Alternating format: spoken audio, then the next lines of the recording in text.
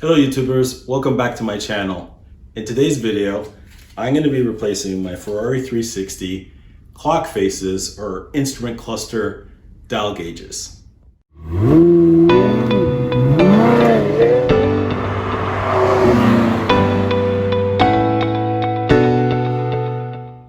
Hi, my name is Seb, this is Seb's Supercar, and I'm making this video because I couldn't find any on YouTube, and there are a lot of comments and posts within Ferrari chat about this project. It's a very straightforward DIY project. It takes a little bit of time, but it's well worth it. So I'm replacing the dial gauges or instrument cluster gauges or clock faces as they're called in my car because I imported the car to Canada from the US, and it has imperial speedometer, so it's in miles per hour, and the temperature gauges are in Fahrenheit. So I want to convert to metric so that I have kilometers per hour and Celsius on my gauges. At the same time, I'm also upgrading the tachometer to the Challenge Stradale style yellow tack. So this looks really cool. Now I bought my dial gauges from Ferrari Pro Sport in the UK. The reason why I bought from them was because they had the most correct tachometer with the little black cavallino on it to the Challenge Stradale model. So this looks most OEM. You can also get these gauges from Ricambi in America and other places through eBay.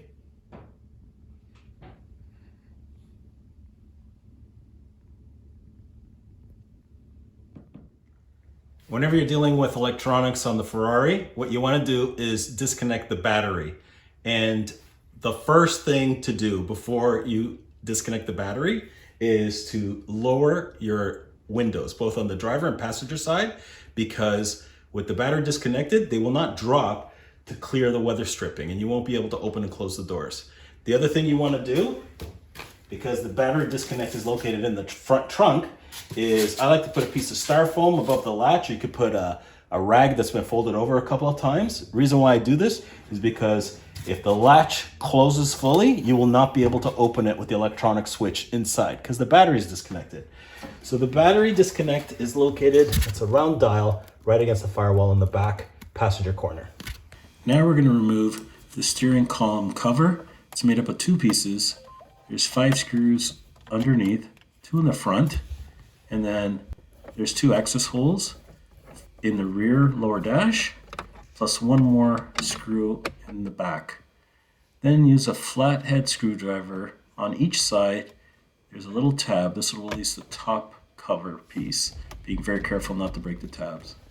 Then raise the steering column to get access to remove the lower cover, which is a little bit more straightforward. Then you'll want to lower the steering column, being very careful to navigate the upper cover. It has 2 long screw stems. You want to clear the ignition cylinder on the right side first, and then just turning it, you'll be able to navigate the left stem out. Now we're going to remove the instrument cluster from the dash.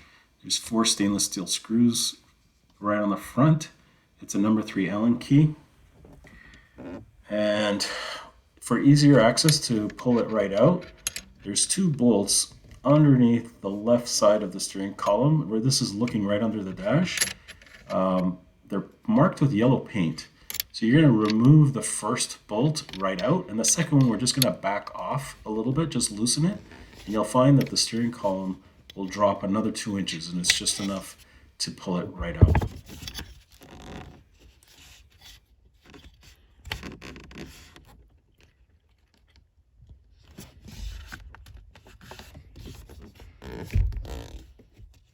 All right, now from underneath the dash, it's actually easiest to try to push out the console because it's a very tight pressure fit, and then you can pull it out forward.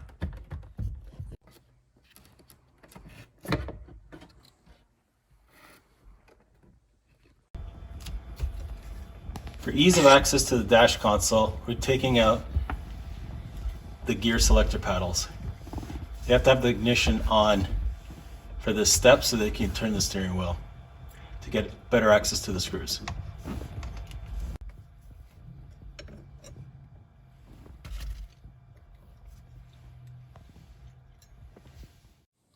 Now that we have the instrument cluster out of the car, we have to expose the dial gauges or the clock faces.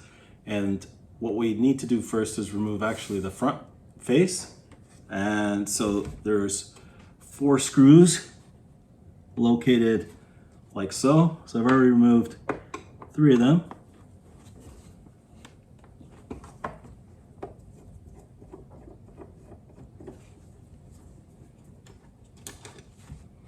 That, put it aside.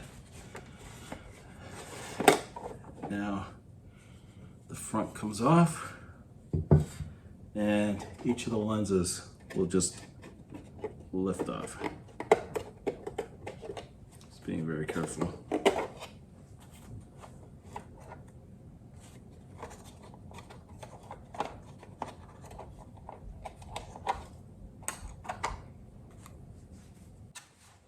Now that we have the lenses off, we need to take this plastic bezel, and there's actually 6 screws. I've already removed most of them. This is the last one. Put them all aside in a cup, and it comes right off. Now we have access to our dial gauges. Now we want to take the dials off. We've already removed the first one. The easiest way to do this, and the safest way not to cause any harm to the dials or the clock faces, in case you want to reuse them, we like to use a microfiber cloth, and using a slotted or a flathead small screwdriver, you're gonna gently pry off the dials. There's actually 2 little button nodules that snap in. So we're gonna do the same thing on both sides.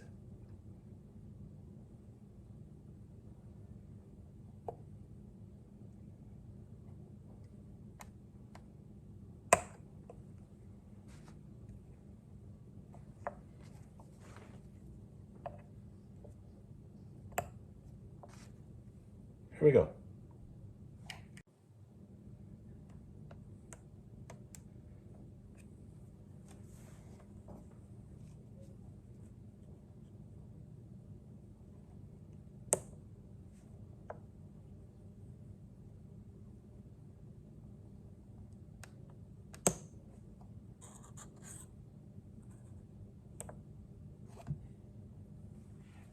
Now that we've removed the dials, we have to take the what's called the clock faces or the instrument faces off, and they just lift off like that.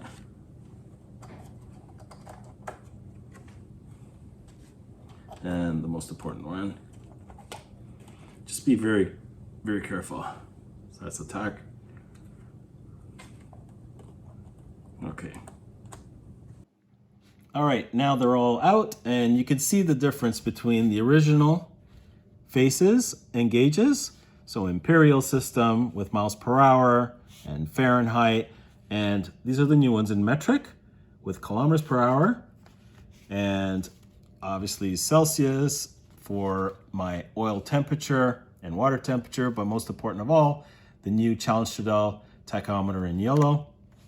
Now what some people do is they'll replace, there's a film here that actually does the backlighting of all of those gauges. It lights through the numbers, and you can get a different film that'll light up the entire yellow Challenge Stradale face. I'm not gonna do that. I actually don't mind the aesthetic of the way that it'll look with the original backlighting. The other thing that some people have done is they've taken their original needles and made them red to match the Challenge Stradale. The way to do that is to take a razor and scrape off the white paint. These are clear, as you can see from the profile, off of the back of the needle. And they've bought model paint, translucent red, just painted the bottoms of them. And when you reconnect it all, the backlighting will light up the needles in red, which is a really nice look too. I just don't want to get too far away from the original. So before we start putting everything in, I recommend just dusting off the backlight of the cluster. There were just some little black fibers from the original gauges. Okay, now we're going to start putting the new clock faces in. So the tachometer has this little extra bezel that fits right behind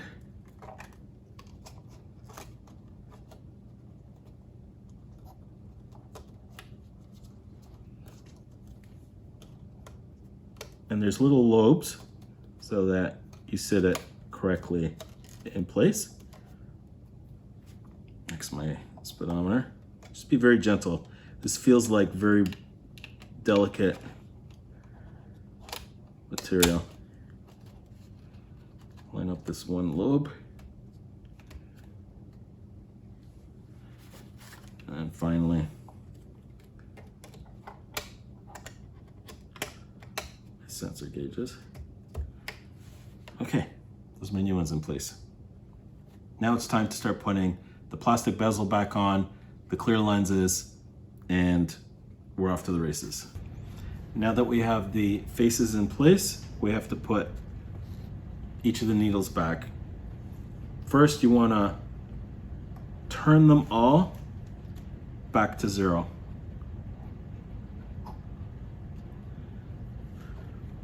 There's 2 little nodules protruding out of the back of the needles, and they'll go into these 2 little holes on the receiving side.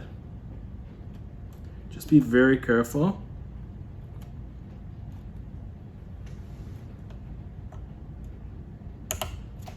They just snap in like that. That's 2, 3, 4, 5. All needles in place. Now it's time to start reassembling the bezels, starting with the black one. Now we're going to be very careful to slide this over the 2 posts, making sure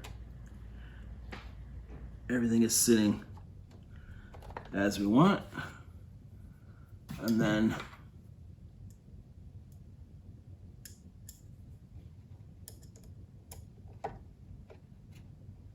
just replacing all of the screws.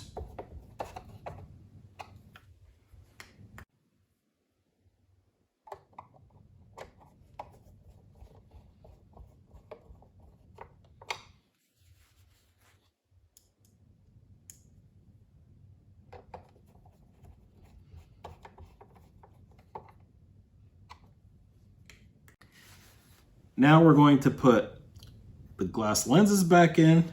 So these are like egg-shaped or teardrop shaped. And you may have to just spin them a little to get them to sit right. The concave side faces up.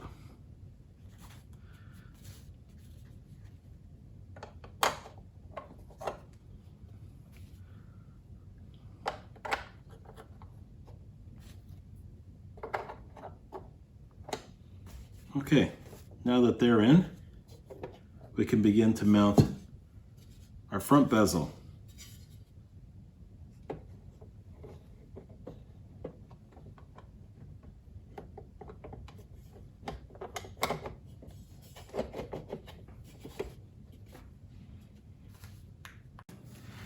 Now we just screw the metal bezel in place using the 4 silver colored screws, which there's 2 there and 2 on the sides. I've already done 3, it's the last one. All right, now we're all done. What do you think? Now we can put it back in the car. All right, we're back inside the car, and we're going to install the instrument cluster back in its place, and we're just going in reverse order, starting with reconnecting the wiring harnesses behind. Now that we've got all 4 of the wiring harnesses connected to the back of the instrument cluster, we're going to fit it into place. Use one of your hands to make sure that the wire is clear. And we're just going to fit it into its spot, and we're going to start the ignition, make sure everything operates as it should.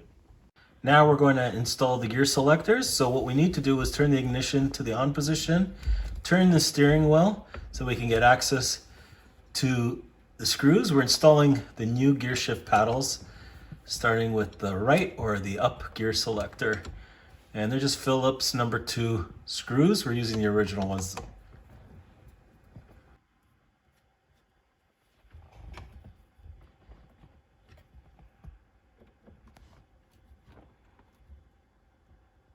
Now we're putting in the downshift gear selector on the left side.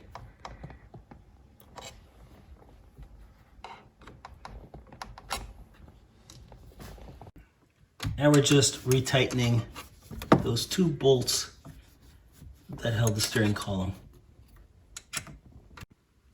Now we just need to put the 4 silver screws that hold the instrument cluster in place. There's a washer for each one of them.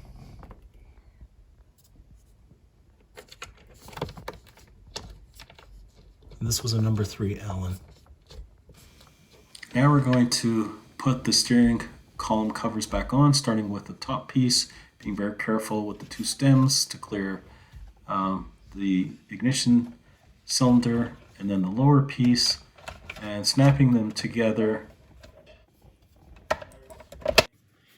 Now we're just screwing the 2 steering wheel covers back together with the 5 screws.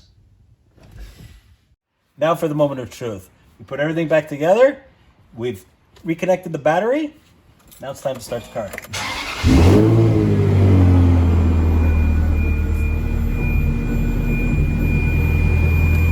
Perfect.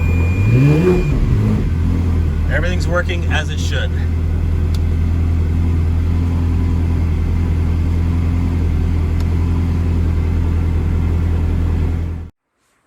That's it. Job's all done. Took a little bit more time than I was expecting. So be very patient to do this, but it's well worth it in the end. I'm quite happy with the results. So if you enjoyed this, please subscribe to my channel, hit the like button so you can get notifications about other videos in my adventure with this Ferrari 360 Modena. Thank you for watching.